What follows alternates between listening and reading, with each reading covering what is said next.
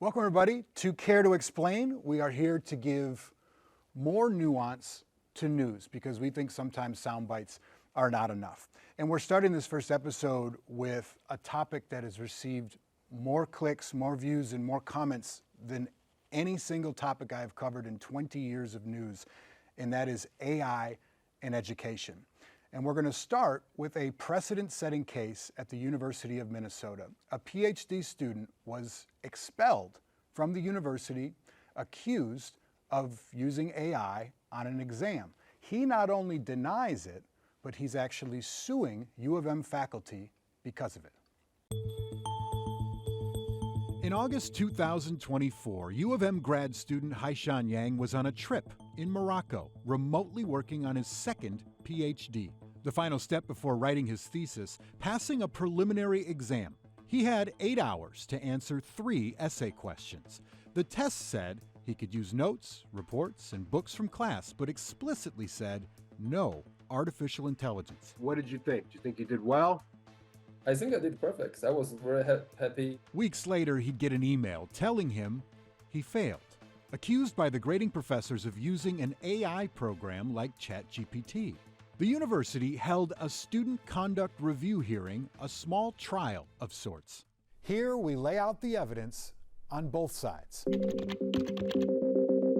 Yang let us review all the information the 4 professors used, all of them concluding they had significant concerns the paper was not written in Yang's voice and involved concepts not covered in class. When the professors entered the exam into ChatGPT and compared those answers to Yang's, they found certain parts matched in both structure and language. They cited these headlines and these bullet points as suspicious. Professor Peter Hugfeld wrote, "I was struck by the similarities between the two that seemed extremely unlikely to be coincidental." In one answer, Yang used the acronym PCO, which stands for Primary Care Organization. Even though Yang contends the acronym shows up in established journals, all 4 professors said none of them in their careers had ever seen that acronym before. Where else does it appear? They say they found it in ChatGPT's answers. And then there's this, an earlier accusation Yang used AI. On a homework assignment he turned in, Professor Susan Mason says one paragraph ended with a note to self that read, quote, "Rewrite it, make it more casual, like a foreign student write, but no AI."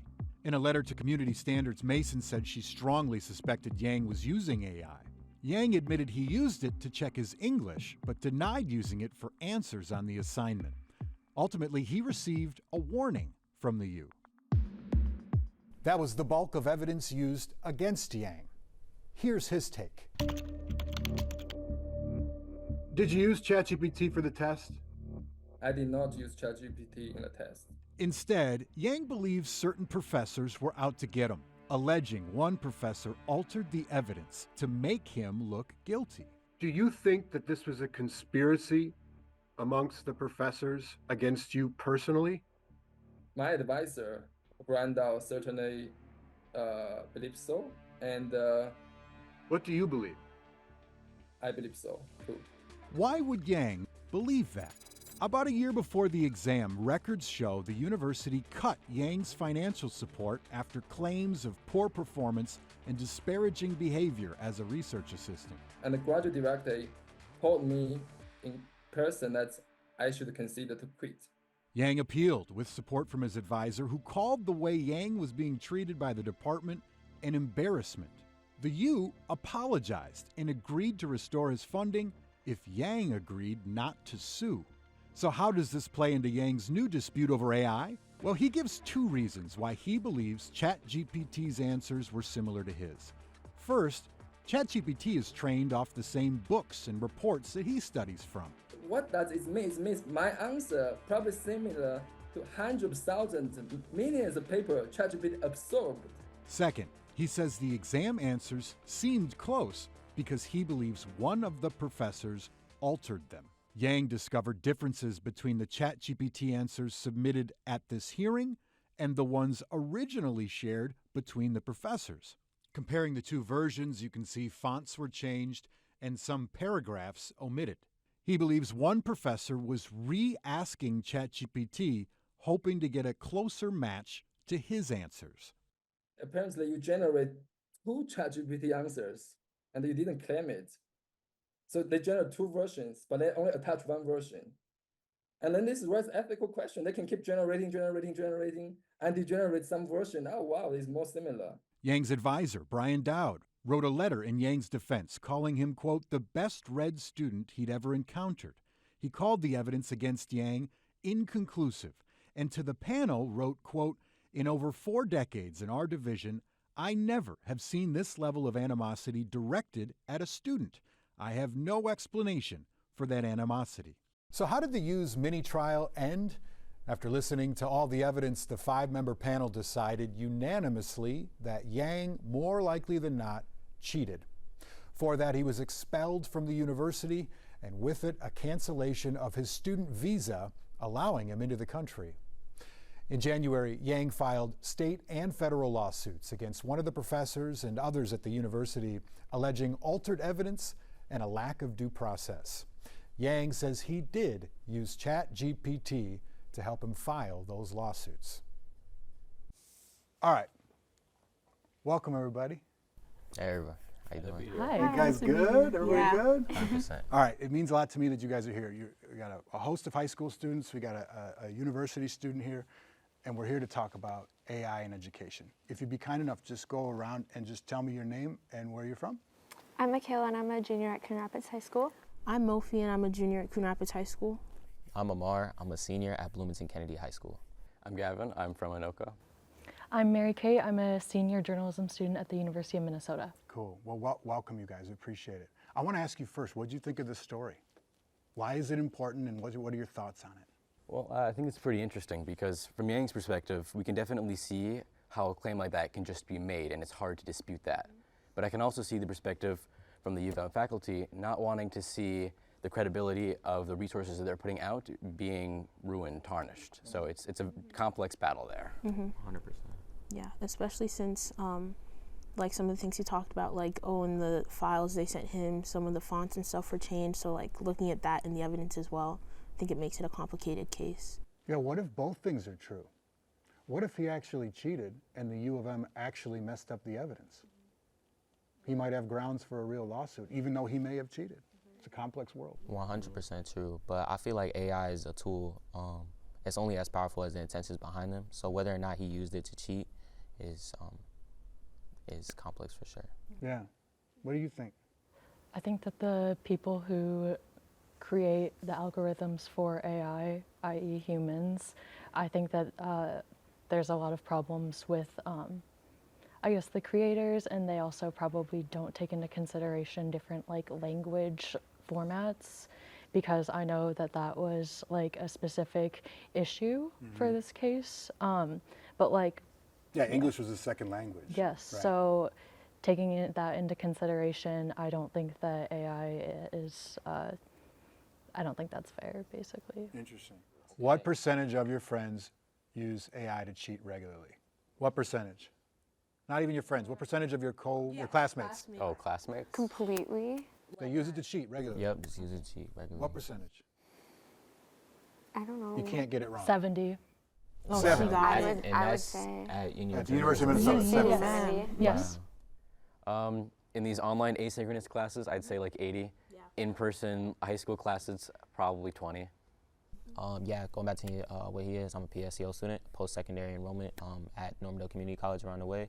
I would say those completely asynchronous classes definitely have a higher percentage of people using it completely to cheat, but those in-person lectures or those on-hand assignments where you have to be in person, I don't think at all that people are using AI because you don't get the opportunity to. Yep, PSEO student here too. I think in those online classes, definitely like 70% in real life, like 50. Yeah. I think like if it's an online assignment, definitely like 80%. If it's on paper, I'd say it goes down to 60. The only thing that I do want to add is if the teacher's teaching it, then I don't think people cheat. Why are you here?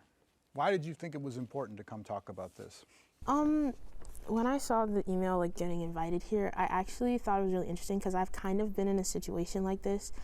So I do PSEO at Anoka Ramsey Community College, and for one of my finals, she was putting in my grades, and I was supposed to end the class with an A, but then she put it in as a B, and I was kind of confused because I did all the math myself. I got all the scores that I wanted, so then I emailed her about it, and she was like, oh, I couldn't put one of your finals in because it was showed as however % AI, and I was like, but I didn't use AI. So I mean, I ended up getting it fixed because I did use Grammarly, and I remember when Grammarly kind of first dropped, it was a huge thing, like other than like the spell check in Google Docs, like, oh, like it can help you like reword stuff, and like even with like the grammar, like commas and all that. So I used Grammarly, but that's what was ended up showing up as Was AI Grammarly use. allowed?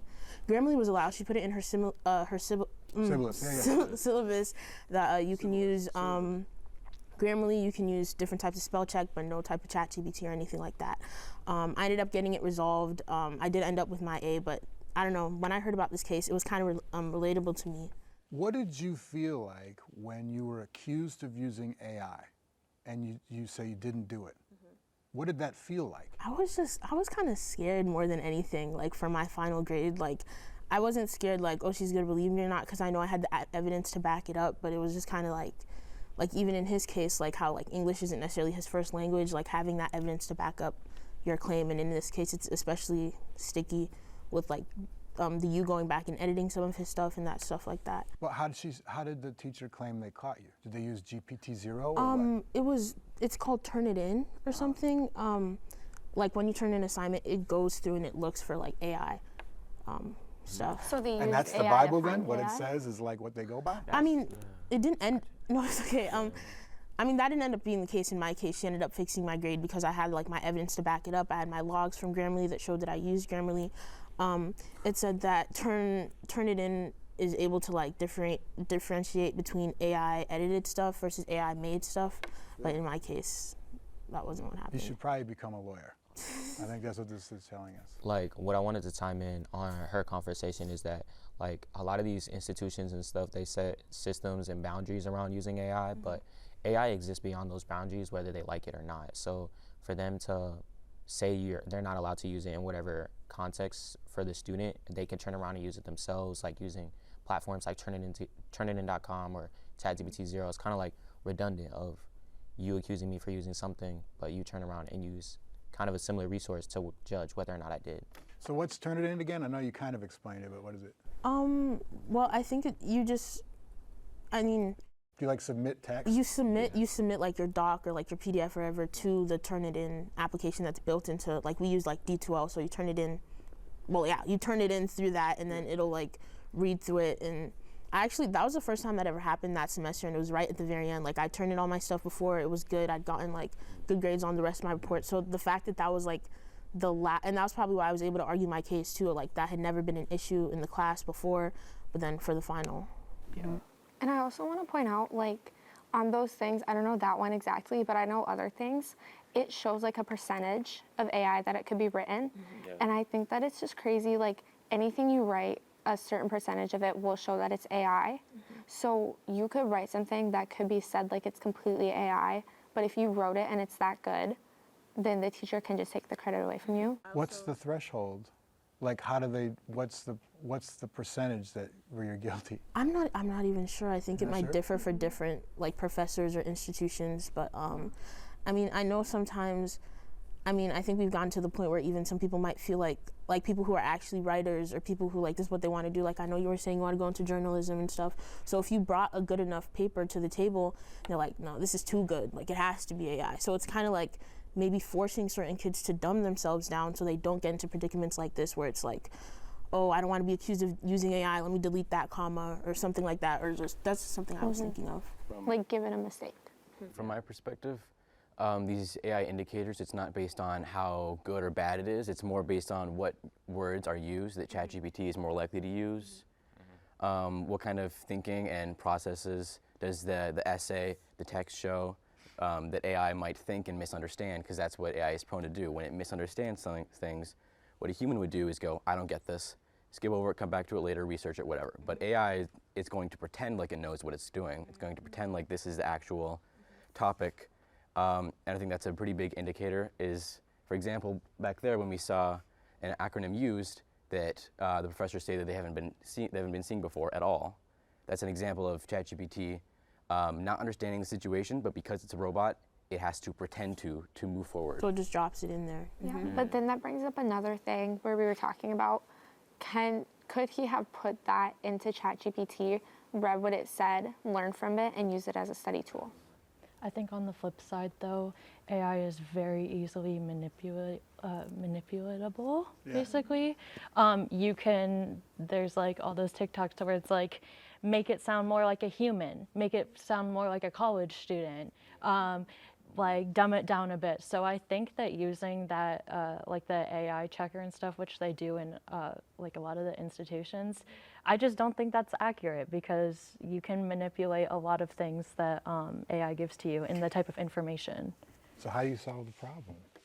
I think you need a personal touch. Like for my English teacher, she's said like, this came up as AI, but I know how you write and I know what you do and I know that that's written by you. Mm-hmm. Like they need to know you. Yeah. I mean, in my case, I think like going back to my like personal story at Anoka Ramsey, it was in an online class, so she never actually like met me. So like maybe that relationship was kind of different, but she knew based on the papers that I've written in the past that like this might not, click. Like she emailed me about it. We were able to get that resolved. But then it's just like for a case of another student who might not, and even like a language barrier type of thing. Like in his case where I know you were talking about like he put like, oh, rewrite like a foreign student would, like who's yeah. Mm-hmm. It's interesting, perspective so interesting too. He could have legitimately wrote that saying, it actually can't look this good because I don't speak English that well. Or he could have been saying, remind myself to clean this up. Well, I mean, that's what's interesting about evidence and perspective. To go back on your comment about like how do we resolve the issue of AI, I don't think AI should be used or seen as an issue, but like we should learn how to work around it and evolve through it, because AI is only as powerful or harmful as you can make it to be. So it can either be your greatest ally or your biggest enemy. So AI at the end of the day is a mirror. So, and some people use that mirror to reflect themselves in their own writing. So if someone uses it as, AI needs to stop being used as a crutch and more as a tool. So. Interesting. And then it also comes to the thing is like where you draw that line of like AI as a resource or versus AI is cheating. And I know that was one of the questions you had us look at, because like even like if you're gonna search up on Google like, okay, what are the best dog breeds for kids or something, you're gonna have to like look through different articles and just to figure out the answer versus, oh, ChatGPT, what are the best dog breeds for kids to be around? Then you just get that list. So where is it that line of like, oh, I'm just using it as a resource versus I'm cheating? So that's something I was thinking. How do you guys use AI?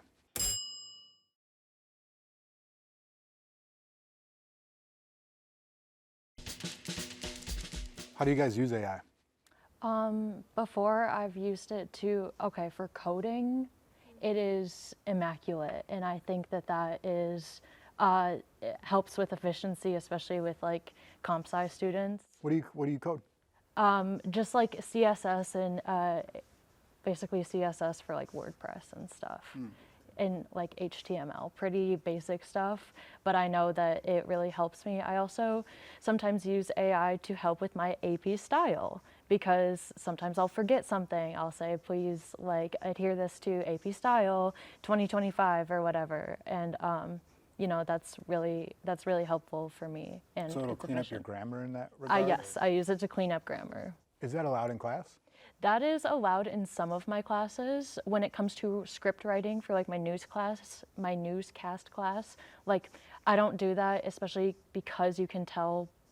But I think that like when it comes to writing articles and stuff in print, especially, that's where I use it. I don't rely on it to check sources. I think that it would be very unreliable, especially because it doesn't have the most up-to-date data. And there are ChatGPT or equivalents and other other platforms that can do DeepSeek into the internet, the most up-to-date things, but like usually they're like you have to pay for it and stuff.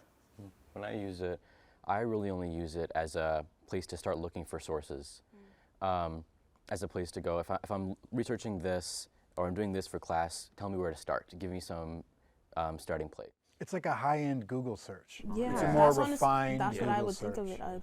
And even like in my case personally, I do use AI, but I use it as more of like help make me a study guide based on my notes or based on this input that I'll give you or based on this chapter in AP World History. So it'll help me. And then also even like that resource thing of like, okay, if my teacher made me a study guide versus like if I ask AI to do it and I'm like, explain it in a way that I know this is one thing some people do. They'll put it in and they'll be like, oh, explain it to me like my bestie, like spilling tea or like spilling gossip or whatever. And it's like, it'll like dumb it down. It's like, just, I think that can be a valuable way because then everybody learns in different ways. So if you have this like printed out study guide that a teacher gave you, but like I don't necessarily understand it. So maybe asking your AI to like, can you like reword this, like explain this in simpler terms so then I can grow from that, not necessarily, I'll give you an example. Like in this industry, in journalism, we did a story recently on how some people were using or discovered you could use CT machines, right? CAT scan machines that are like for people use them in the industrial world to scan products. If you want to scan a competitor's phone or you want to scan something, you can see the inside of everything. And they found that you can see through baseball cards, the packs. So you can scan a box or a pack of cards to see if there's anything valuable in it. And it creates this whole ethical issue, right? I Googled this, and there weren't many articles about it, right? There were some fringe things. I put it into ChatGPT, and it gave me a little report on every article on the internet regarding this and where it started, and here's the YouTube link. And so for me, it was actually a very higher level internet search for me. Yeah. So just going back to that question of like, how do I use AI? So unfortunately, some people might use it to take shortcuts or use it as a crutch, and unfortunately, that's the reality that we live in. But other people like myself and the people around this table use it as a source of, like not just having it make an answer for you, but giving you a perspective.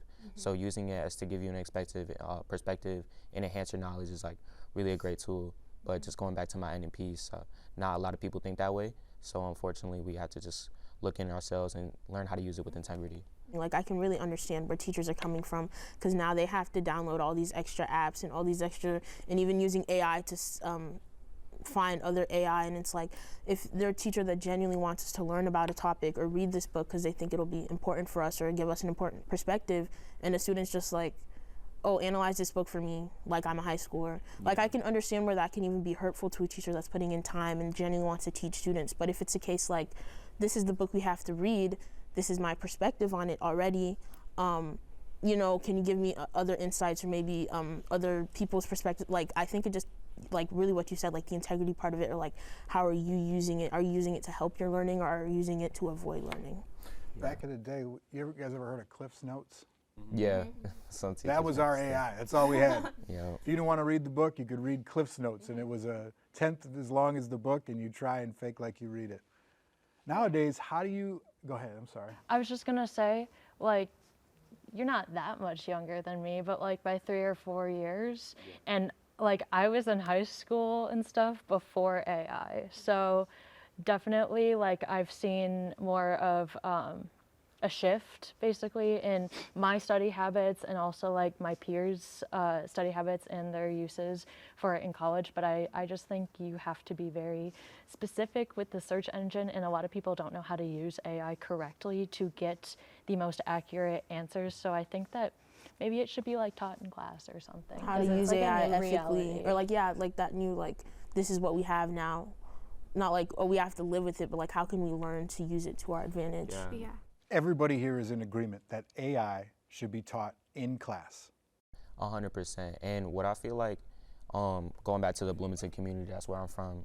Bloomington is like leading the charge in using AI ethically and with integrity. I'm just gonna give a quick shout out to Miss Jody Bang. She had came into one of my AVID classes, advanced via individual determination, and teaching us how to use AI with integrity. So it builds on the classroom instead of using it as like in that original way of learning where learning is memorization. We're using AI to help people think. So imagine a classroom where students are thinking and teachers and students are working together to enhance their knowledge and refine their own ideas. And that's how AI is being used in Bloomington. Gavin, you looked reluctant though. You were like the only one who was like, maybe we shouldn't. Well, I just wanted to hear your wording of the question again. You said that we were approval on like the teaching and the use of AI. Should like high school students be required, like English composition or a certain math level or a second language, should you be required to take an AI class or an AI ethics class to learn how to use it properly? I don't think so, because I think we can definitely fit. I think the problem with AI is if you use it incorrectly or if you use it maliciously, like you were talking about. Yeah. And I think making a class required to learning that isn't really necessary. But if we can add it on to other learning versus requiring it, students might feel in spite of using it in the way that we're taught to use it.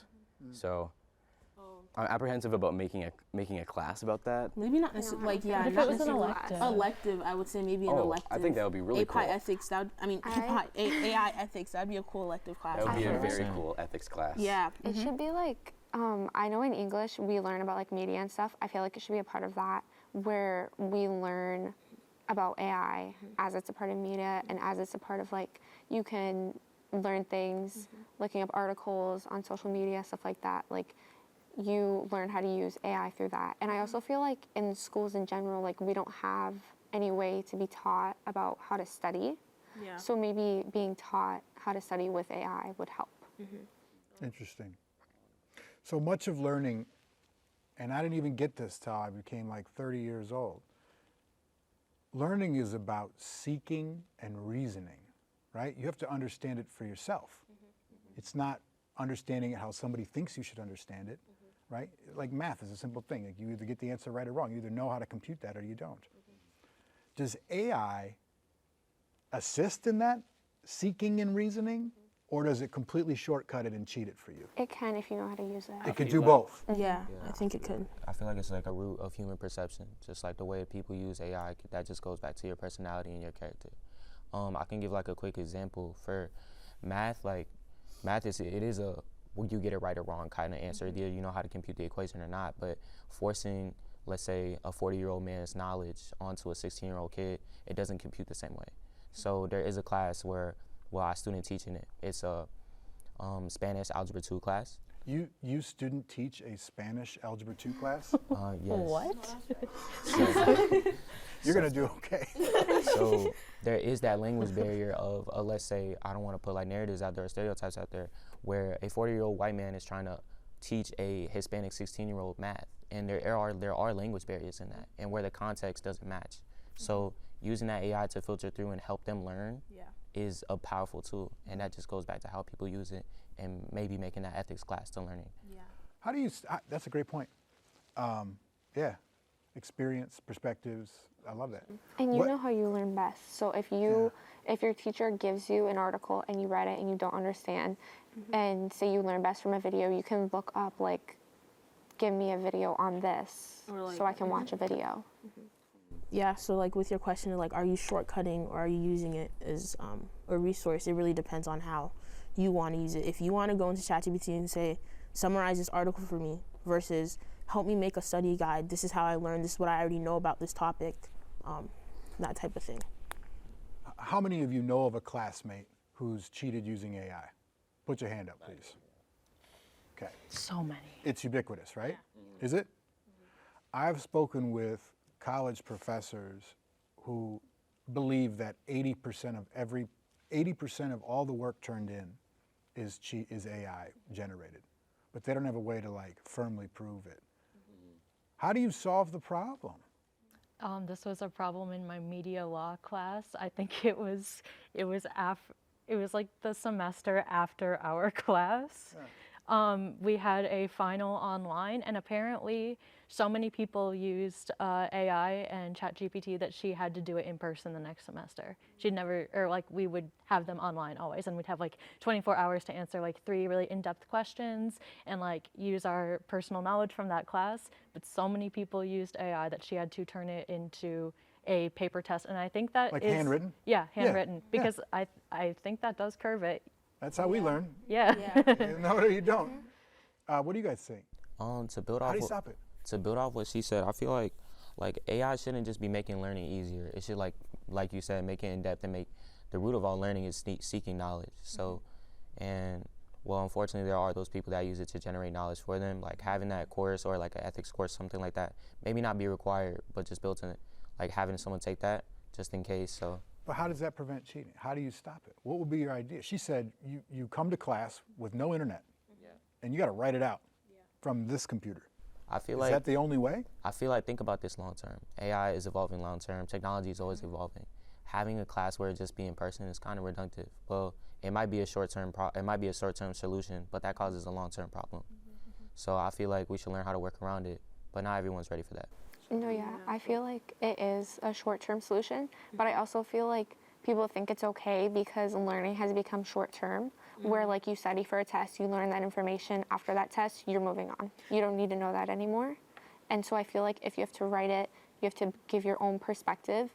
Like, yes, you can look up things on AI, but you have to show that you know it and you fully understand it. And then even like living, I think COVID definitely probably is even changing this conversation even more, because when like my COVID year was 7th grade, like, I mean, my full COVID year was 7th grade. So having to go that online and, you know, do classes online and learn online and the Zoom meetings, all that. So I feel like a lot of the youth already had to switch to that online, search it up on Google versus go ask like Miss Johnson the so thing. COVID might have. That might have definitely, yeah, because then yeah. that already ruined study methods for a lot of people that needed that face-to-face. Kid, like walk me through this math problem versus I have to go find a video. So like that already ruined learning for some people. So if you bring AI into that equation, well, now I don't even have to search it up. I can just ask ChatGPT, and that's something I've already been doing since 6th, 7th grade because of COVID. So it might have exacerbated the process. Cheating, whatever you want to call it. My middle son was in kindergarten during COVID, and he had to do gym class via Zoom, and I was like, Doing jumping I was like, jacks, work hard on your jumping jacks. I'm like, what? I don't know. He's so uninterested. I'm like, this is pathetic. Anyway, what do? How do you stop the cheating? So from my perspective, there's like everybody's saying here, there's a scale that people use AI. There's the far left, which is you copy paste the essay prompt, you type it in, you copy paste, you set it in. And then there's the other side, which is you do everything you work yourself. Maybe you use AI to like be another peer review, and you use it very slightly.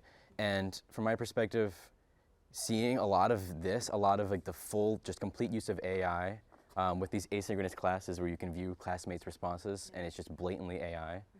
I think cracking down on that and making known that, you know, you can't just, everybody can tell. If you full prompt, copy paste, you know, you can tell.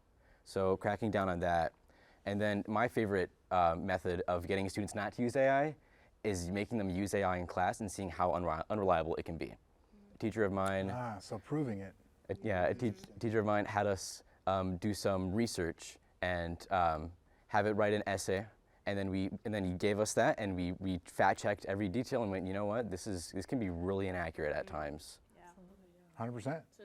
I heard somebody put in the Constitution into ChatGPT, and it said it was likely AI generated. And then I heard, I don't know if it was Exodus. Like they Exodus? put Exodus, the book of the Bible, into ChatGPT or like an AI check. Like I was 100% AI. I was like, okay, like Or it cited Bob Marley. or like right. So it's just things that were like, I think definitely like the scale, and like every teacher has their limits on what they say. Like with what I was saying before, my professor said, you know, spell check is fine, Grammarly is fine, but you know, you can't copy paste into ChatGPT. And some people might be like, don't use Grammarly at all. I think that you're doing yourself a major disservice if you use AI, because once you get to those advanced college classes that are your electives or you're required for your major, you can't use AI in some of those classes. Like they're physically too hard or require too much like hands-on stuff. So you are really not helping yourself by using AI all through school, basically, and then you are totally unprepared for your more advanced classes where you have like small class sizes. The teacher really gets to know you. They're gonna tell that you like don't know how to do anything. Or work. Or work, yes, yes. You have to Yeah. produce. Yes. And it's like, And if I get caught using AI, or if I get caught plagiarizing one time in my career, I'm fired. It's over. I did want to pose one thing, because I thought this was fascinating for me. It was a learning point for me. It was in 8th grade, and it was U.S. history class. And the teacher put the test on the front door of the classroom for a week leading up to the test, and it was on the Constitution. So there were the 10 questions that are going to be on the test. And I thought, why, this is cheating. Why is the teacher giving us the test? Doesn't make any sense. And then it clicked. When you get an A, you're like, oh my God, I know this stuff. I knew the questions. I studied the questions. I nailed the test. I actually learned everything on here. What an interesting way to get me to learn. Huh. And it just made, it like, pivoted my whole mind on what is education? What is the goal? Yeah. What's your goal? Are you giving me too much to try and remember and then testing me on a 10th of it? Or should you just give me what you want me to learn?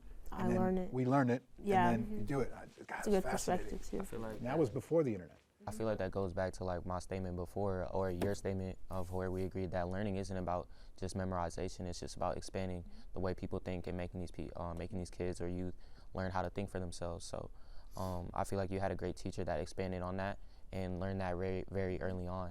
Yeah, I agree. Teaching, Right, like you learned that. You learned those questions. You knew those questions, which that's what you wanted to do at the end of the day, right? I got an So A. it's like, exactly. So I feel like if we can gear towards a future where AI is used as a tool, again, just not a crutch, to expand on learning and getting these kids to think, we'll have a much more positive society compared to what we are now.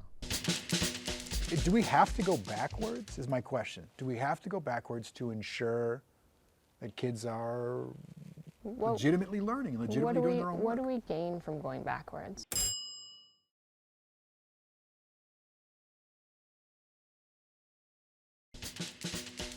Thank you guys for being here. I really appreciate it. And I want you to please introduce yourselves first, and then we'll chat about AI. Do you want to go ahead and start? Sure. My name is Jody Bang, and I'm the Digital Learning Specialist at Kennedy High School in Bloomington, Minnesota.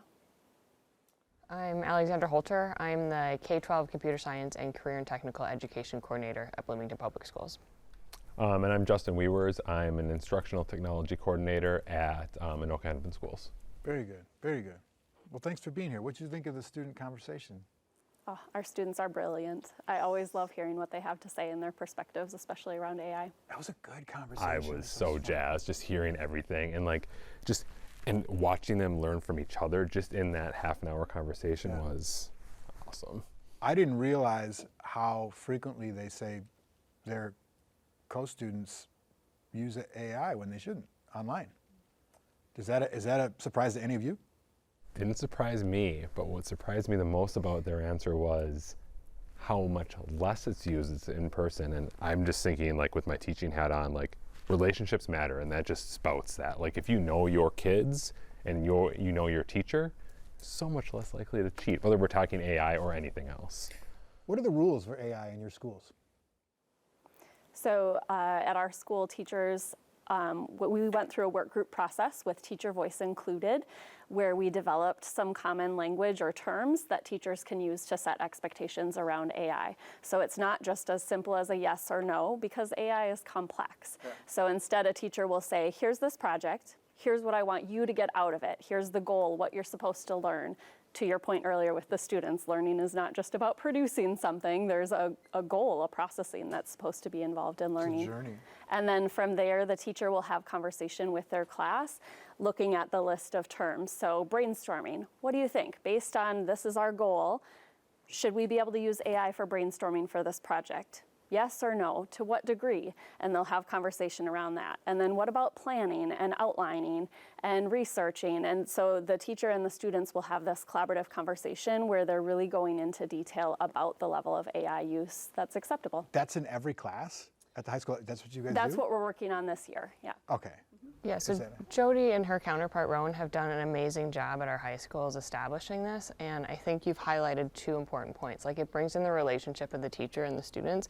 We can't ignore that, and it's essential, but also highlighting what does a teacher want the student to learn? Like, what's the outcome, what's the demonstration of learning that they're trying to get at, and then being very thoughtful at the start of a lesson and explaining where that quote-unquote cheating element could come in, because I think when we were sitting over there, our question was, well, how are you defining cheating? Because if I ask my mom for help and she helps me with a paper, is that cheating? I would say no, It's but intelligence cheating, not artificial intelligence cheating. but I don't know, again, maybe if it's but again, fun. like where's that line? And I think people have, and we've done this with our staff quite a bit, trying to define like what is the line of cheating? Like where do you cross it in your classroom? But we need teachers to be upfront with students around like, this is really the line for me, this is where it is. So if I'm assigning you a project, a lesson, and I want this to be the outcome because I need this to be the learning, like that really needs to be, again, thoughtfully defined for students ahead of time. And again, building on that relationships piece so students can come back and have that conversation. But how is it used currently? Like, what are the rules? Do they differ by class? It depends, right? I mean, what are you assessing in that situation? What's the ultimate learning that you need to happen? So ultimate learning is, I want to see how well you can write a 5-paragraph essay just using your tools. Well, then you probably shouldn't use AI because it'll just do that for you, right? And I can't, as a teacher, figure out if you really know it or you just know how to use AI. Right. Those are two different skills. Yeah. We also in NOCA Hennepin have developed sort of like a gradient, right? You know, to have those conversations like, okay, for this particular lesson, for this particular piece of evidence in class, you can't use it at all the way down to, you know, use it all you want, have fun with it, and see where you can go using this new tool. Interesting. Yeah, I would say we have the full range too. We have some classes where AI use is required. We're running a marketing class concurrent with Normandale Community College. AI has become essential in the field of marketing. So the students are learning how to use AI for marketing, and it's required for some of their assignments. Interesting. Coming up with brand names and logos and strategies, and and you can learn. That is like an accelerator for learning. Right. Because also, what the students said was interesting. People learn differently. And that's such a right thing. And AI can maybe be one of the greatest teachers ever in that regard. Yeah. It depends on what your goal is, I guess. And you guys already kind of said that. Absolutely. I loved the comment about explain it to me like a friend is explaining it to me. In classes when I've been working with students, we've played around with, I was in social studies and they were working on some vocabulary around the parts of government. And so I said, put in ChatGPT and say, explain the 3 branches of government to me, but put it in terms of soccer or in terms of dance or something that the students can really connect to. And it does a really interesting job making those connections for students. So helping make it relevant to something that they're interested in. What's your message to parents? You know, AI has become like a swear for some people, you know, it's just like, but for others, it's like, no, this is a wonderful tool, like you're saying. It depends how you use it, depends how you look at it. But what should parents know right now about AI use in schools? I mean, that kids are using it, right? And no matter how much we, you know, say, oh, don't use it on this, like the kids said before, the students, it's out there. So as a parent, you kind of have to be aware of that. Just like you have to be aware how they're using social media or anything else beyond AI. I mean, it's a digital world out there, and you have to kind of have a finger on where your kids are at. Doesn't mean don't use it, of course. It means be aware that they're going to have access to these tools all the time. I keep coming to this premise of like, how it used to be was the right way, right? But like how it used to be is a lot of families had one desktop computer in the living room or in one area, and you could see what everybody was doing. And there may or may not even been internet at that point, at least not useful. So that ability to cheat in that regard wasn't there. You had to look an encyclopedia up or a textbook, and you couldn't copy it verbatim because you'd know if you copied an encyclopedia verbatim. Do we have to go backwards is my question. Do we have to go backwards to ensure that kids are legitimately learning, legitimately doing their own work? What do we gain from going backwards? I'll play the game. So I guess, what do we gain? We gain that we know whether the kids are actually learning the material or not, or doing their own material or not. Are we asking them to learn the right material right now? Like, I think this is a really exciting point in education when we can look at what we have been doing and ask ourselves, is this what we want to continue to be doing, and is it giving us the outcomes that we really want? We are preparing students for a workforce, a work world where they will have to use AI. Like, it will be there. It's becoming embedded in more and more things. So teaching them how to use it ethically and appropriately and push their thinking and push their learning now is critical. And to take that away, I think that means we're not doing our job as educators. Yeah. Well, they all said anywhere from 60 to 80% of their students, they said the people in their classes used AI at home assignments or at-home things. Is that, how do you, if you're not supposed to, how do you prevent it? You got to have that conversation as a teacher right away. Like, are you supposed to or not? How do you catch them? If I don't think you do right now. Like, we have to figure that out, how to have those conversations, because we have so many false positives with all these AI checkers or whatever we want to call it, you know, ChatGPT-0, Turnitin, all this stuff. That just having that and saying, oh, this kid definitely cheated on this, like, it's going to get you, you in a lot of hot water as a teacher, right? Just like we saw at the U, that's happening. I'm personally okay with like using those as, hey, you weren't supposed to use AI at all in this assessment. It looks like you used it, but then it's a conversation, right? It's a relationship that you have to have with that student, not just, Chris, you definitely use it on this. It's a 0, end of conversation. It just doesn't work. Is it a good use of our time to continue to like catch students cheating? I mean, it feels like a better use of our time is to figure out different ways to have students demonstrate that learning. Ooh, yeah. More on that, please. So how do you do that? I think about one of my middle school teachers. She has a showcase at the end of the year. So students can research all they want about apps and computer science and all these things, or they can have AI write it. But at the end of the day, they have to stand up in front of our community, in front of our parents, and explain their project. I mean, AI is not going to come along with them during that presentation. So if they used it along the way, that's great, but at the end of the day, they have to do that demonstration. I think it's an exciting time because not only are we as educators rethinking what we're teaching and why we're teaching, we also need to be thinking about how are we assessing that learning, and do the standard or traditional methods of assessment still make sense? My background prior to this role is as a math teacher, and I think about my math teachers growing up always telling me, you're never going to have a calculator in your pocket. Well, whoops, turns out we all have calculators in our pocket, right? So we have this opportunity in front of us to adapt and change. And I also think of behavior as communication, right? So if we're seeing these behaviors from our students, that's telling us something. Why are they using it in that way? Do they not find our material relevant? Is it not engaging enough? Is it too hard? Is it not hard enough? Like, this is all communication that we can learn from and do better to serve our students. Do you have any issues with your district right now? And I'm not going to get you in trouble, but like, if you could, speak freely about maybe some concerns you have about problems that exist in the classroom today revolving around AI. What are your concerns with the way that your district uses or doesn't use it? I guess from the district perspective, I don't have a lot of concerns. We jumped out early, I guess, fall of 2023. And worked hard to establish our guiding principles, which we still have all of our AI work revolve around. We worked really hard to get in front of as many teachers and administrators as possible and spread the message about how these systems work. Because we found if we could get people to understand just kind of their basic functioning, it took away a lot of the fear around it. And then we empowered our educators in the sites to then take that work forward and start to work with our students and our teachers on those ethical components. So I think I'm really happy with it. We are not pursuing a policy around it. We understand this is just part of emerging tech, and this is what we're going to deal with in education and continue to deal with. So I think right now, knowing that it's an evolving landscape and it could change tomorrow, right now we're happy with where we're at. So if I may summarize, you're saying that you have a set of guidelines, all pointed towards optimal learning, and they don't disclude or include AI. You leave it up to the teachers to sort of navigate that problem? Yeah, we have it, future-ready skills, safety and ethics, and cultural proficiency. So all around how we approach the tools, all the way from like data privacy to actual classroom implementation.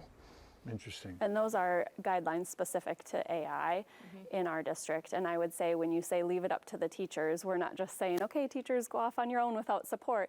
We have people like myself in each building that are actively supporting our teachers in learning about AI, helping students learn about AI, and empowering them with that knowledge so that they can set those expectations thoughtfully and move forward with how they're using AI in their class. I still remember the quadratic equation from trigonometry because it was beat, not physically, but mentally beat into my head. Where we had to do it so much. Do I ever use it today? No, I don't. But I remember the feeling of learning that equation and applying it so much that I still remember it. It still feels good.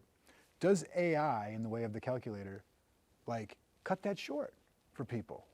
I think it depends what your goal is, right? You know, if I'll go back to the woodworking analogy. I love my Kreg jig, and who doesn't? that helps me, you know, connect different pieces of wood and everything, and hide the screws. Could I use different joinery? But that would take me a lot longer. I could. For me, for that project, does it make a difference? It does not. I'm going to use the Kreg jig. Now, maybe you, Chris, say, I am going to use a different type of joinery that is not using no the Kreg. screws. Yeah, no That's screws. Right. It's going to take you a lot longer. You might feel better afterwards. I don't personally. So like, as long as this project is what I wanted to make, that was my goal. That's my wife's goal, to have a sweet table.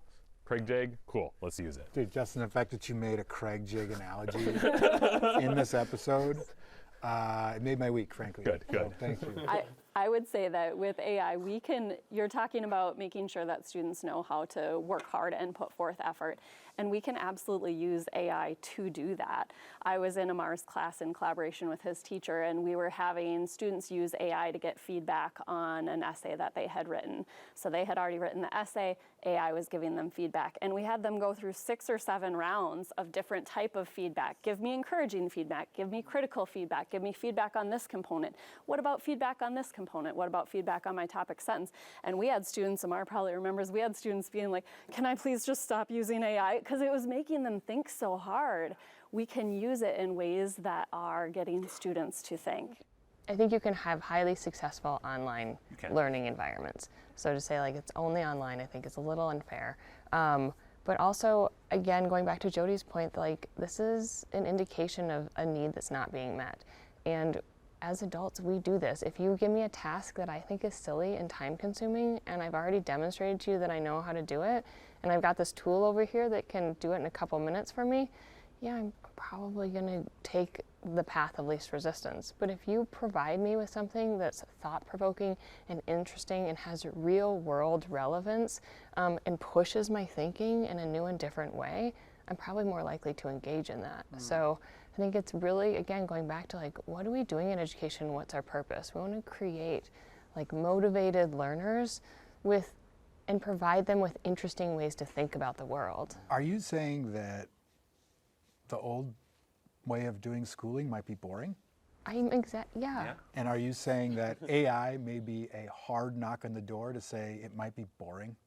Yeah, I think that's exactly what it is. Like this is an emerging tech that is pushing us to look at how we do things. I know there's going to be a lot of English teachers out there, but is the 5-paragraph essay the best way to assess whether you know the themes of Macbeth or not? I don't know, but we have a tool over here that can do that very quickly. So what's a different way to have our students still think through an important text or process through that?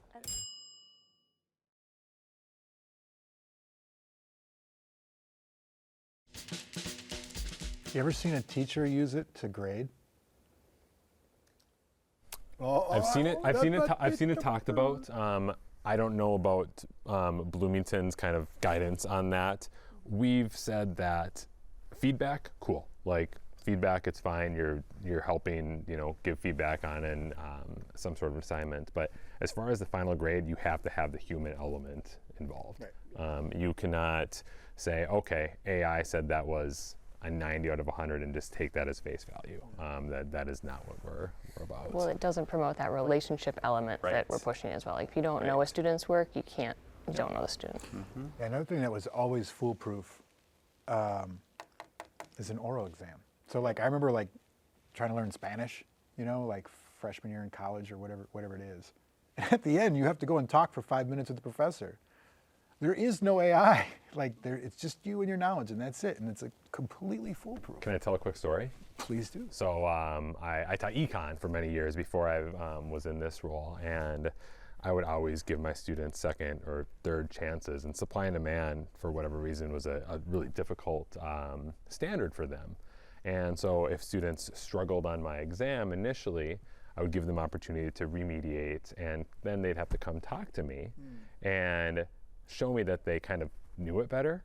And then being the young teacher I was, I'm like, oh, okay, now go take this retest. And I'm like, looking back, I'm like, why did I do that? You just tested I just tested them. Why did I have them do that? I'm like, and that's the kind of thinking that whether AI is the catalyst or not, or just times are changing, like we have to rethink how we're doing education, right? If I know that you know it, why would I make you jump through this hoop? It just doesn't make sense. Is there a particular subject that has more volatility with AI, like math or literature or reading or writing? The concerns I hear the most are from ELA teachers, English teachers, but that's not necessarily because they're afraid of AI. I mean, and to Anoka Hennepin's, like all these teachers, none of them said we should just block this. We can ban this, because they understand that that's not going to work. But they have to rethink it, like, how do we go about this? So it's not necessarily a fear of AI. It's almost a fear of, oh man, I have to rethink how I teach this whole class because of this tool, which is a lot of time, and energy involved. But it's not because they're mad at the tool. It's because they have to kind of change the way they teach the class. Is there a particular topic or class that might be in more jeopardy than another with AI? Or? No, I mean, again, like our English teachers are the ones who I think have the most trepidation around it, just because of all the reasons we've cited around, its ability to craft prompt or 5-paragraph essays. Within computer science, there's a lot of talk like, oh, we don't need to teach computer science and coding anymore because it can do all these things. But computer science is the foundation of all this, so we still need to know CS. I don't know. I think any content area could make the argument that it's coming for me and it's coming for what I do, but this is really a way for us to engage in a different way and in a deeper way than we've done before. And I think it's exciting, and we should lean into it. Do you think any subjects are in jeopardy? As you both have said, I think teachers who use writing a lot in their course are maybe most impacted, and it's complex. But I also go back to what my brilliant student Amara said, which is that AI is a tool, and it's up to us as humans to figure out how we're going to use that tool. Are we going to use it for benefit, or are we going to use it for harm? And so I see teachers doing that already. I see brilliant writing teachers figuring out ways to use AI to support students in learning how to write better and advance their learning in that way. Yeah. Is there anything else you guys want to add? Wow, this might take us down a rabbit hole, but have you all played with Notebook LM yet and used that? What's that? It's a new version of AI. I mean, it's still using the sort of AI algorithm and everything, but what it does is you can take the sources. Let's say you've got 20 sources on supply and demand, and you can put them in this kind of enclosed environment. And when you ask it questions, it's only going to use those sources to come up with answers.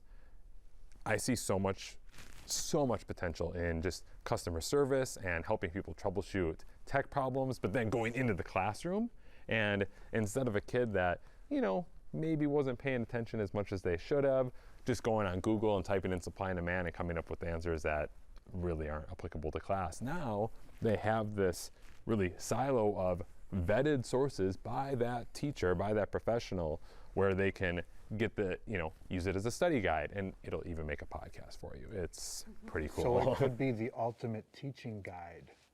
I've been bugging Google about it. We'll see what happens. Is that who makes Notebook LM? It is, and right now it's set for 18 plus. So right now students aren't necessarily supposed to be using it, but we're working on saying, hey, this should be 13 plus, like some of the other tools out there. Or under your guidance. Under our guidance, right? And of course the teacher could still use it and show it and use it in class, and they are, right? One thing I'd like to add, you brought up an interesting point around like the different tools and the different uses. Like AI is not just text input, text output. It can create images, it can create audio, it can create all of these things that can help different learners access material in different ways, which is really exciting. But I feel like a lot of the fear and trepidation around AI is just the lack of usage and engagement with it. So, I mean, I'm assuming we've all used AI in our professional lives, and I mean, I've sat with it. I've been working on a really big project for a long time, and I have sat with it for hours going back and forth, and then I bring it to the team and we go back and forth, and then I take it over here. Like, it's a thought partner in this work, but it doesn't exist without me knowing what I want to do and knowing the research and the background. Like, yes, it can spit out a paper about endocrinology. I can prompt it to do that, but I'm not going to know if any of that makes sense, and it probably doesn't. Like, the expert in the space is still really important, and we want to teach students how to be the expert in that space to really use these tools to their, I guess, positive potential. And just teaching how to prompt, right? I mean, I have conversations with teachers and admin all the time, and they'll be like, it's like Super Google, which we talked about before and the students talked about, but it's so much more than that, right? You put your initial prompt in, you don't like your answer, you refine that. You keep asking questions. You dig further and further and further. Just like before AI, your first draft of a 5-paragraph essay was not great, right? You need to improve on that, and that's true for prompting and just working with AI as well. It does inspire curiosity. Yes. Encyclopedias didn't do that. No, because there was one final answer, right? And then that paragraph, you were done, right? Move on. Your comment about interacting with the initial output is when I was in a classroom last year working with some 9th graders, they would put in the initial prompt, right? And then they get an output, and a lot of adults stop there. And my lesson was about how to give some feedback prompts, some follow-up prompts to the AI to get better answers, to get more refined answers. And so I had a little half sheet of some things that they could type back to ChatGPT. And the teacher in the room looked at it and was like, "Can I keep one of these?" And I said, "Yeah." She said, "I want to use this when they're having discussions." So the skills that they're learning in working with AI are not just specific to AI. They're learning how to ask follow-up questions. They're learning how to think critically. They're learning how to wonder and be curious. And we can lean into that and support students in that growth too through AI. So it is not that AI will take over your job. It is somebody else who uses AI that will take over your job.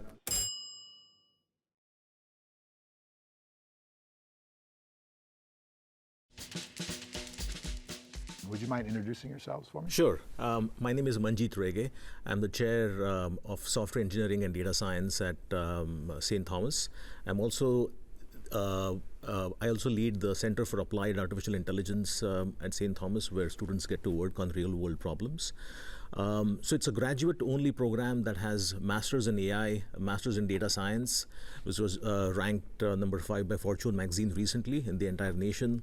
We have a Masters in IT as well as software engineering. So it's a very state-of-the-art current program that helps people kind of transition from their current daytime job into careers in IT. Which will become more important as AI becomes more incorporated throughout the. Absolutely. Continuous professional development is extremely important, and that's what our program does. And we are guided by industry leaders. And one such leader is sitting right next to me right now, Tony Paliska. He serves on our advisory board along with a number of other leaders as well. So they bring us information about what is happening in the industry today, and based on that, we revise our curriculum very quickly so that we can help our students transition into newer careers. It's a heck of an intro, man. That was good. Tony, you are a chief information officer of a construction company. Yes. So what are you doing here? So what am I doing here? So as Manjeet just alluded to, so I'm the chief information officer at Crouse Anderson. And it's the family of companies, so everybody thinks of us as a construction company, but we're a real estate, development, insurance. So I have a conglomerate of multiple companies that I'm in charge of at Crouse Anderson, and I lead their digital transformation. And 2013 is when I joined the Strategic Advisory Board at St. Thomas to guide curriculum. And I've always thought that the next generation workforce is one of the most important things that we care about, and that's how I try to staff and train, and that's what's most important to a lot of me and my colleagues that serve on this board. And with that, I think that this influx of AI that's happening is at core the change of our whole industry. And when I say that, I mean the IT industry and all of the work that we do. And I mean, that's, We talk about the podcasts that get the most hits. It's about AI. People are learning, developing, and growing, and they want to know what's next because everything's new every day. Yeah. Right? And so we want to be at the forefront of that, training that next generation. And I think that this is where Manjeet and I have really fostered, a relationship, him leading this group and me driving AI in the industry. And particularly with my peers that are CIOs in multiple industries, this is kind of the core crux of our topic. And we are getting out more and more in different facilities. We just did a federal government, it was a presentation of the federal government on the changing pace of AI just together, because we are at the center of all of this stuff. Yeah. So everything you're talking about, to really educate the next generation for how valuable this is going to be. What is the Institute for AI for the Common Good? So it's a university-wide initiative for bringing different people from different departments within the university together to discuss about AI, to learn about AI. And Tony is also part of that as well. I'm on the steering committee of that particular institute. So we have people from the industry who are guiding us at an entire university level about things that make a university an AI first university. So it could be using AI for operational efficiencies. It could be an experience that we might want to incorporate for student learning, things like that. And there are subgroups within that particular AI institute, different working groups that are looking at different specific problems like AI R&D, AI about regulation, and things like that. So there are different groups of people working on different topics as well. Well, let me bring up and sort of summarize what the students and the teachers were talking about earlier today. And this is something that I kind of learned today, which is wonderful as I enjoy it. From afar, without having students in high school yet or college, you think the big issue with AI is cheating. Like, how do you do a take-home assignment or a take-home paper and trust that a student isn't using AI to do it for them and to cut in line, right?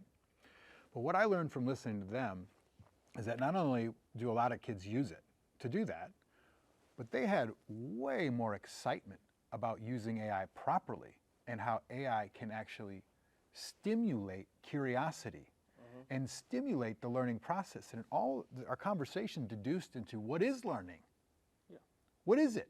Is it the fact that school's been boring for so many centuries that the way to test learning is maybe outdated?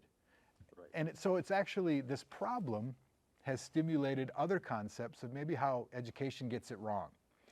So let's start with the low-hanging fruit though, and you and I have talked about this before.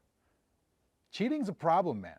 It's a problem in online courses. It's a problem, I've talked to other professors who suspect that like 80% of their kids are using it all the time to write everything because it's the path of least resistance for them. How do you stop that? And then how do you stimulate better learning and writing when AI is available? I think there is no silver bullet for using AI for detecting whether there is AI or not. So think about it. You have AI being used for generating content, and then you have another piece of AI for detecting if AI was used or not. So it's kind of like a cat and mouse game. And it's exactly what it is. And you have AI getting better. So you have the content that is getting generated is getting better and better, more human-like. And then you have these AI softwares that are trying to detect, and even those are getting much better. So right now, there is no foolproof way of knowing whether somebody has used AI or not. And unfortunately, that is where a lot of the attention is always about. But I see a number of possibilities with AI where AI can, enhance the learning experience. You can have much more personalized lessons. You can have 24/7 tutoring through AI.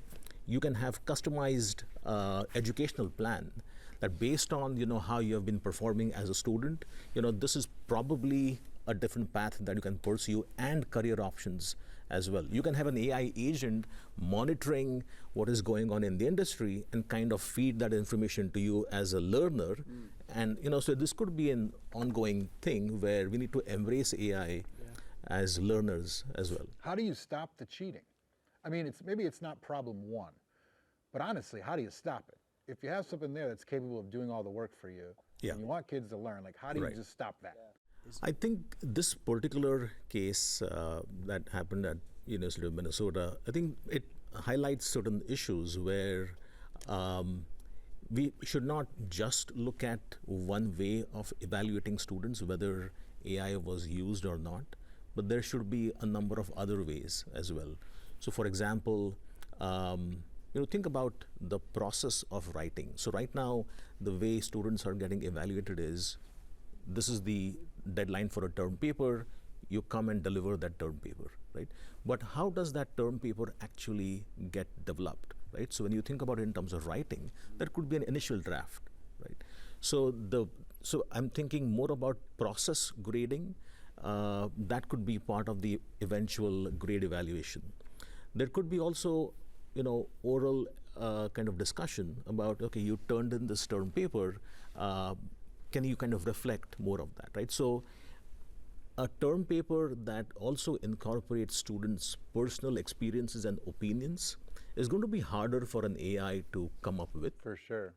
Right? So there needs to be a multidimensional way of kind of evaluating students as opposed to just delivering a term paper at the end. It is a problem I hear, especially from like literature professors, especially in the sort of the younger college classes. What are your thoughts? My thoughts, well, I think it's how do you define cheating and what are we expecting students to do and how are we expecting them to learn? These are going to be tools that they have as they progress in their careers. And is there a way that we could start to harness this as part of their work? And then how do they learn from what they harness? I look at all my peers in the industry, everybody's using ChatGPT to take the first step, and then they make it their own in the next steps and iterations. I think that's what you're getting to, is the process of writing a paper to start. I mean, I think when we were in school, it'd be great to know when we were stuck to get some information to help get us unstuck with writing a paper. And I think that's a good use of ChatGPT, right? But then how do you make it your own? And there's there's GPT-0, there's multiple tools that students use. I mean, having a student in college, right, and how he uses ChatGPT, how he uses multiple AI tools. You have one right now? Right now. How does he use it? He uses it to go into class, to take notes, to highlight the notes, and kind of frame everything so that he has it really structured for his note-taking inside of class. Like it listens? It listens. And then it dictates? It dictates out. And each professor has a different way that they want their kids to use ChatGPT within the process. That's so smart. Like, why are you burning out your wrist for thousands of reps of writing if you can have something listening for you? I mean, we do it in journalism. Right. AI bot could log this entire interview, and then I could read it back and be like, okay, I remember that. I like this, and this. Do I have to type it all out? No, not necessarily. But I think there's policy and governance and all these things that eliminate the value. And I think that that's one of the things that I think is missing in a lot of this stuff. It's like, well, are they cheating? It's like, well, what value are they producing and getting out of utilizing the tools? And can we assign value to this for each one of these students? And what I like to see is when professors dictate how they want people to use AI with inside of their curriculum and what they do. Because I think there's value in it, right? And I think that setting the standard there kind of gives the student a framework of where they can work within and to kind of set how they should be governed across I mean, I think I do this today with my staff. I have coders, right? Mm-hmm. And when coders build something, and we check their code with what? AI. To see, is this something that we can produce iteratively going forward? Can I support it appropriately? So we have agents that sit on top of this stuff, companions that sit next to coders so that they do the right things that we want them to do as they do it, and they can do it easily as they frame things up. And I think setting the governance and guidelines early can eliminate some of these things. Are you cheating or not cheating? Right? So what do you mean about setting the guidelines? Do they differ by class or teacher, or do they? I think that's up to the university. I think this Institute for the Common Good, I think that I'm on the advisory board for that. And I think he's a professor, there's students who are in there, and they're all having these conversations to what's the best way to do it. And you know, and I don't think there is one best way. I think the School of Software Engineering is going to be very different from, you know, the Department of History, right? And how they're going to go about the way that they want to frame something. And you have to set the structure. And I have to just say this, I think policy makes things so much more yes or no, good or bad. And I think guidelines guide you. And I think if you start with guidelines before you have policy, you're going to be in a far better place to put structure to something. We talked earlier about an instance of cheating in your... Oh, this is great. Yeah. Well, yeah, I didn't know this, but you said you can use AI on computers to watch students as they take an exam and to monitor their screens. Can you tell me about that process? Right. So there are a number of tools which are browser plugins, and as an educator, you can basically, you know, decide the level of proctoring. Is it a open notes exam or is it completely closed? So if it is open notes, like, you know, some of my AI and machine learning exams are, where you have to actually develop a machine learning model in 3 hours, given a data set, but on your own, and the registered student is actually taking it and not anybody else. So you can specify the level of proctoring, so the video is getting monitored, your activity is getting monitored, and if there's anything funny happening, and that could be, let's say, 2 human heads in the camera feed, or it could be, you know, triggering of a particular URL. All of that basically gets red flagged. I saw a social media clip, I think yesterday, of a kid filming another student taking a test, and he just grabbed some Vaseline quick and put it over the camera on the computer, and then AI, snip, is this right? Here's the answer. Snip, here's the answer. And then it was like, that's how they get around that. But for every policing tactic, there will always be a way around it. And the common goal is the same thing. Right. How do you teach learning? How does someone learn, and then how do they prove that they learned it, right? I mean, this is the core of what we're getting at. Right, right. And, you know, that particular tool that I mentioned, if you're not allowing AI being used during the exam for generating the code, then that tool can probably, you know, prevent that from happening. It cannot completely stop it, like the example that you cited, but we're trying to, you know, reduce the probability of that happening as much as possible. I mean, like, our professors that you know, are they scared to even accuse someone of using AI for the repercussions that could come back if they're wrong, or if it might end up in court and cost them their job? Not sure educators would be scared, but, you know, we all are aware of the fact that there are going to be false positives in an AI detection tools. Research has shown that they also tend to flag content that is written by, you know, English learners. So educators, you know, never are happy in catching a student, you know, cheat. Our goal as educators is always to make sure that students are learning and succeeding in life. So we want to, of course, be sure if, you know, we are accusing a student of cheating always. Yeah. And current state of our technology is not 100% accurate. Question for you, and we talked about this earlier as well, the question is, do you think AI companies should have to have some sort of giant database or watermark put on everything it outputs, so that we can tell at the end of the day whether it's under a court order or under an accusation of cheating or whatever, that some text was produced by AI in some master blockchain of OpenAI or whatever? Should there be a final depository of AI? You know, there could be arguments from both sides. Yeah. In terms of digital watermarking, yes. So, like, if you mandate that every AI-generated content has a watermark in it, it is not as easy as it sounds, because AI can generate music, it can generate video, text, code, right? And in some cases, like with code, write me a Python function that converts, you know, temperature from Fahrenheit to Celsius. Might be difficult to incorporate a watermark in that small function. Now, it does if there is a mandate like that, it does become easier to quickly flag that this is probably AI generated or not. But then if you think about it from the other side, I don't want it to stifle innovation as well.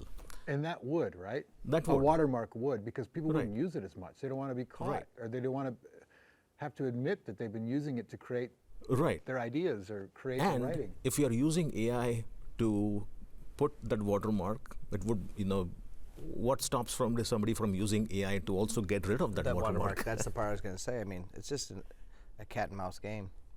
Because currently, you can generate text, and then you can use another AI tool to basically make that text sound and read like a human as well, right?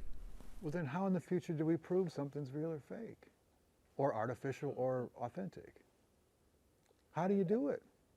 Think about it in the political world. I think it's going to get harder and harder and harder, and I think that's part of the cat and mouse game that we're seeing happen right now today. I mean, as you look at my son as a student, he runs things through ChatGPT, then he anomalizes it by saying, make it look like it's not ChatGPT. Is that a good or bad thing?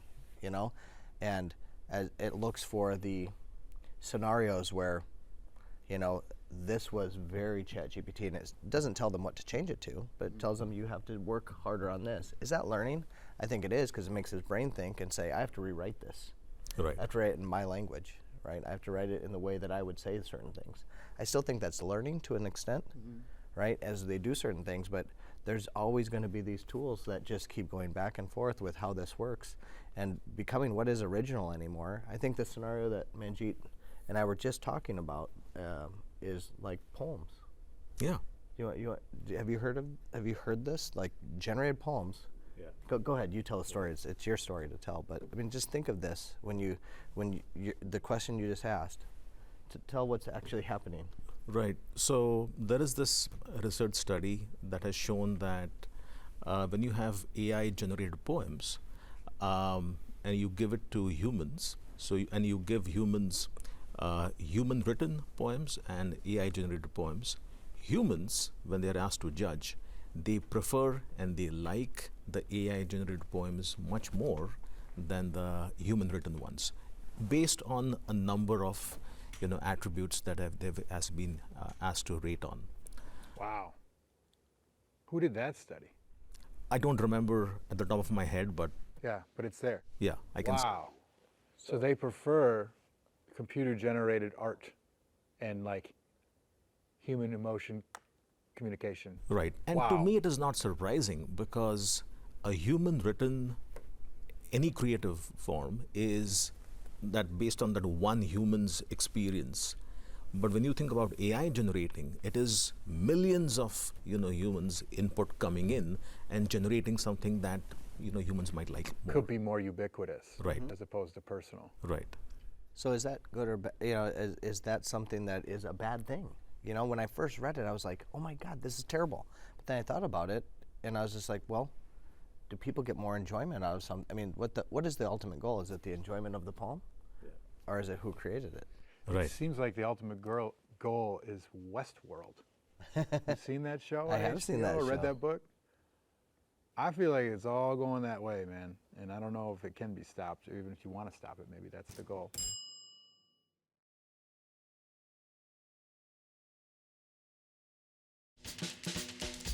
So what tools are available right now that professors and teachers can reliably use, both for policing and for helping them in education? Right.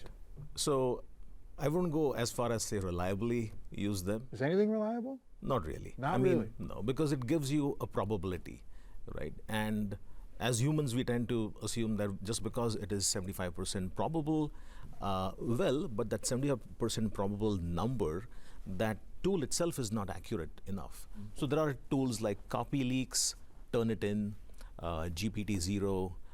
There are these different tools, but not reliable enough. And I just want to add, too, the bias in AI has never been solved, right? So AI is innately biased in how it's generated, and I think that has to come into how we rate, how we utilize tools, for and against anything that we do, right? So I think that there is this innate bias that we have to make sure that we're looking through. And I think that that's one of those things that we miss when we're talking about all these things. What is the innate bias? And it can't always be defined easily what the bias is in the tools that you're using and how it looks at certain things. How much access do you have to like in the professional field and in the public university field, like into what's being inputted into these systems?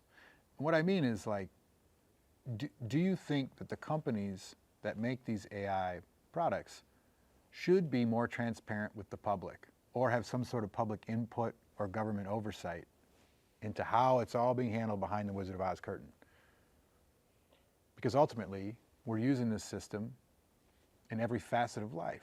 And it would be a fairly interesting propaganda tool if you wanted to tilt something one way or the other. Right. You know, we want AI systems to treat everyone fairly. And whenever issues of model bias comes in, you know, when you have a model getting deployed, that is where, you know, people go back to the drawing board and somehow fix that. So usually, whenever companies release their models, they want to be the first, the next big model. And sometimes in that big rush, there may not be enough attention being paid to whether I have different slices of data equally represented, whether it's by gender, by race, and things like that. So there needs to be some level of transparency there, that checkbox, that before you release this to the public, have you looked at some of these dimensions that you have collected data from the public? Mm-hmm. And that doesn't mean that it's going to be foolproof in the first iteration, but at least you have that checkbox that they may have to look into. They may not have to release the data to the public, because that may not then help them in terms of competition, but at least some kind of a release information that yes, we have looked at these dimensions. What do you think? I agree, and I mean, not to get super technical, I think with the influx of so many different large language models it's really hard to maintain that checkbox. Right. These things are getting filled every day with more and more bias, right? So what it was last week is different than what it is today. Mm-hmm. So, and each one of our organizations are struggling to say, this is my large language model that I'm putting inside my organization, but that has to get fed with the data that's coming in to make it a real tool for us in our space. So, and that's I think we struggle as professionals today for how we're going to do that and what is the cost of that. And I think where our minds go today as business, in the business side, is that what's the cost of these things and am I going to get the value out of it? And the bias thing comes in a far third or fourth. How are you using AI in your profession? Today? Yes, and how do you relate that to students and how they should learn? Does that make sense? Oh yeah, it's very simple. I think that I'm on this board because of that. And I think that what I'm hoping to do as I go back to that board is this is what we're doing and what I see. So I'm going to break it down in 3 different places. Sure. So the first thing that's happening to us in our corporations is that every tool we have has something that is getting added to it to say it's AI. So if, like, you go into your Microsoft today and you see Copilot all over the place, mm-hmm. and you don't even know where and why Copilot is in this part of your Microsoft suite. Mm-hmm. That's happening to all of my applications that I have. So all my staff are asking me, I have this tool, should I be using this AI piece?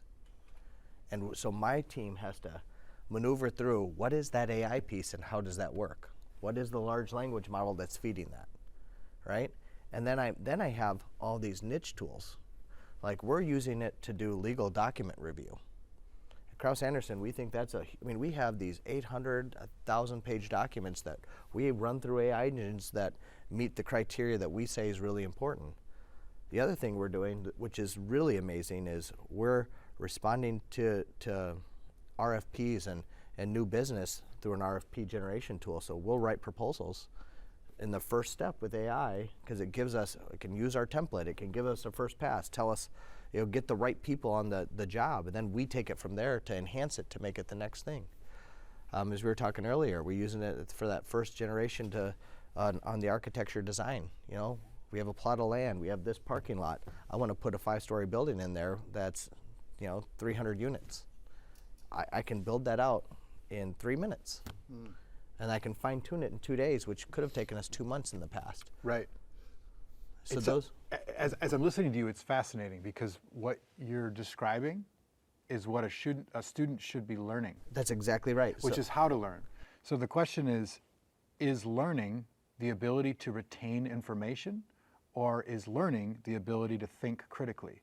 And what it sounds like you're saying is, in the professional world of construction and getting things done, period, it's more the ability to critically think than it is to retain information. Right. And apply. And apply. And Right. apply it. And apply it for solving the problem. For solving the problem. And I do think you have to have those deep learners. I will say this. I don't want a student to come out of his school that doesn't know how to code. I want them to learn how to use a coding companion, but they better know the foundation of how to code. You have to know how to build an engine. You better build an engine before you learn how to make it easy to support it. Right. And that's the piece that I say, with all these things that we're doing, I want the people who know how the combustion engine was built, but you better know how to do it and support it very quickly, because the people who are going to make it are the people who can use these coding companions in the future and know how it's built. Because if you can only know the coding companion, you'll never know why. Yeah, it's like in journalism, you have to know how to write.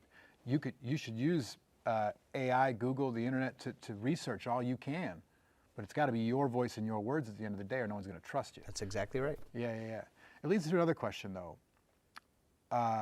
Enrollment has been down in universities across the country as of late. Is AI good or bad for the future of higher education, period? I think I see a lot of good applications of AI and other AI tools making their way towards education. One of the great benefits of AI that I think in terms of application towards or in education is that it can open up doors to the underserved. How so? So, in terms of translation, in terms of basically taking a extremely technical concept and localize it, translate that to the underserved worldwide population, for example. Also providing them 24/7 tutoring, so there may not be human, tutoring available in certain parts of the world. That is something that I'm extremely positive about in terms of, increasing access to AI. Also in terms of enrollments, across our university, we are revising our curriculum, especially in my department. We have one of the first masters in AI probably in the US, but I think for sure in the state of Minnesota, that we started a year ago. And we have a number of students enrolled in that. And it takes you from having no background in technology to becoming an AI practitioner. So there is a big shortage of AI practitioners, and that shortage is going to continue. And regardless of what eventual field you work in, whether you continue to be an AI developer or you could be an AI ethics expert and things like that, you need to know the inner workings of an AI model, and that degree kind of prepares you for that. Well, go ahead. Can I add? Because there's one thing that's happening that's it's enhancing higher education, but also giving specialty services. And I think St. Thomas does a great job of creating, certificate programs, mini masters, getting people tastes of these different specialties like AI, big data, all these things to kind of come in, and you only have 3 to 6 months to learn this stuff. And we as I'd say leaders in the field, we're like, you go do this for the next 3 to 6 months so you learn enough. And what ends up happening is, they love it. Then what do? They move into I'm going to go get my master's in this because I already have 6 credits in here. Or I want to learn more about this, so I'm going to go to trade school and learn a little bit more and get a different type of degree. And I think trade schools are actually dividing and changing. And I think that is where, in construction for sure, there's a different route for a different type of student with a lot of the things that are coming out. And I think that higher education isn't just going to a 4-year institution. I think how trade schools are and how we're training the next generation workforce is how we're differentiating how we hire now. Aren't trade schools booming? They're and booming. applications booming? They're booming. Because that's one thing AI is not going to do. It's not going to lay brick. It's not going to lay the foundations of a home. It's not going to plumb. No, but some of these other technical things, like you could be a drone pilot, right? And you go to a school and learn a little bit more about the technical application. You can get an IT degree and go be a drone pilot and not have a 4-year degree. So those are types of things that are booming out of that construction space to do these other types of things. There's also this idea that new technology can like destroy economies, right? So like the automobile invention killed the horse carriage market, right? It's like a classic example. But there's that old theory that it can actually create exponentially more jobs down the road through that technology. Right. So in this instance, we thought about this morning. If you have ChatGPT, okay, great. That's like one big universal, ubiquitous model that can answer whatever question you want. But what if you want it specifically for journalism? What if you want it specifically for elementary school learning? What if you want it specifically for middle school learning? What if you want it specifically for high school learning? It could create these new markets where AI is needed in a smaller box for these specific purposes. Absolutely, absolutely. Do you think that's the case? Do you think AI will ultimately, for all the jobs that it will overtake, will create more jobs eventually? Yes. People are worried. Right. A couple of weeks ago, I was at the State of Minnesota Senate Labor Committee, where I spoke about, the net aggregate, if you look, is going to be a net gain in terms of the overall job growth in AI. However, there will be certain sections of society that might get displaced. So, and I always try to draw attention to the distinction between getting exposed to AI and getting displaced by AI, right? So, regardless. Did you say getting exposed? Yeah. What do you mean? What's the difference? So, regardless of the kind of job you're doing today, you'll be exposed to some level of AI in it, right? So, unless you reskill, and you have to be a lifelong learner and embracing new technology, there is going to be a risk that you might get displaced by AI. Either you are not reskilling, or you are working in a certain profession that might get fully automated, for example, right?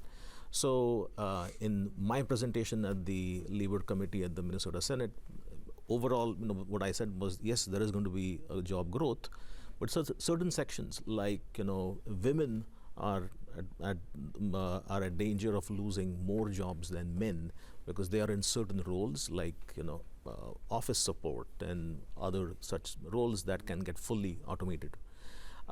So as a society, we need to create opportunities for sections of society that might get displaced by AI, either by giving them opportunities for reskilling and probably making them suitable for applying for these new emerging jobs that have currently a lot of shortage in AI, for example. I just think there's a shortage of workers already in so many different things, right? And I think AI is going to help bridge gaps where we struggle to find work in certain areas. And the people who can learn to use AI for those roles to enhance the way they do. So it's not, there's augmentation and automation, right? Right. And I think we're in this augmentation world. So the people who can augment their work and do better and do more with AI is going to be this next 5 to 6 to 8 years. Right. And then there'll be more automation. And then people who understand the augmentation will then be able to then express and go out different places. The people who don't will be displaced and have to do different types of work, right? And I think, there's just overall job shortage. I mean, it's hard to find people, For me in IT, I struggle to find the right people for the right roles that are ever changing. I can find people for the historic roles, but the things that we need today as we enhance our AI in our organization, as we look at infrastructure changes, the people who can do those things are few and far between, right? And these are the people who are the lifelong learners who I'm looking for, right? And the people who are engaged, right? Not the people who have historically, I can do these checkbox things. And I think that's what's going to change. There have been two big waves of AI in recent times. The first one was around in 2012, where that paved the way for what we call deep learning models. So like when you look at your phone and the phone unlocks itself, you have a smart thermostat, self-driving cars. All of that is because of deep learning models. The second wave was in the Thanksgiving of 2022, where we had generative AI. But when the first wave happened, there was a lot of talk about the fact that it's going to impact a lot of jobs and job elimination will happen. Radiologists will be out of their job in 5 years. Well, it's been more than 10 years. We still have radiologists working, but now they are doing their job with AI. So it is not that AI will take over your job, it is somebody else who uses AI that will take over your job. It's that augmentation piece. So human plus AI might take over the job of a human than AI itself. That's interesting that you said that. Can we ponder the future for a sec before we wrap up? What's the world going to look like in 10 years, 50 years with this technology? It's kind of daunting and a little bit scary for me to even think about, but how do you think about it? I think I'm extremely optimistic about a number of things getting automated. Think about the amount of time. How much time do you spend every morning replying to emails, right? Think about all of that task getting automated by an AI agent, where an AI agent kind of learns based on the fact that every morning Tony gets his email and he replies in a certain manner, and that AI agent may or may not actually send out that email, but basically create a draft, keep it ready, and just for the human to go and approve and have it sent out. Assist you in triage importance levels and all that stuff. Right. Okay. So, and you'll have a lot of such agents, where you're right now spending a lot of time, basically going to cut down that time so that you can focus on a lot more knowledge work. Yeah. Yeah. What do you think? In your line of work and in what you're seeing at the university as well, how is it going to change things? I think it's going to drastically change things. I think we're going to have extreme positives and some extreme negatives that happen. Such as I do think your Westworld analogy is going to come out in negative form, and how people interact and to do nefarious things. On the security side, cybersecurity world, I think is going to be a whole different threat spectrum that we have to deal with. I think that just people are going to have things at their tools, that they're ready to do really nasty things, right?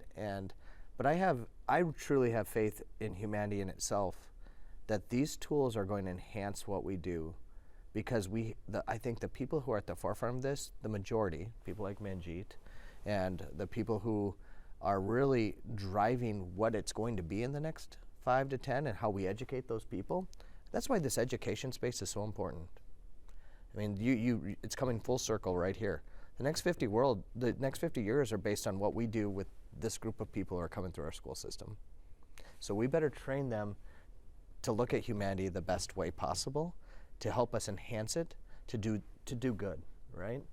So I don't know, I think faith in humanity to make things good is what I have, because these tools are going to allow us to do that. Thank you guys so much for coming. I really appreciate it, and I hope to do many more of these as we kind of explore this budding industry that's going to change everything. So, right. Thank you. Thank you. Thank you. Yeah.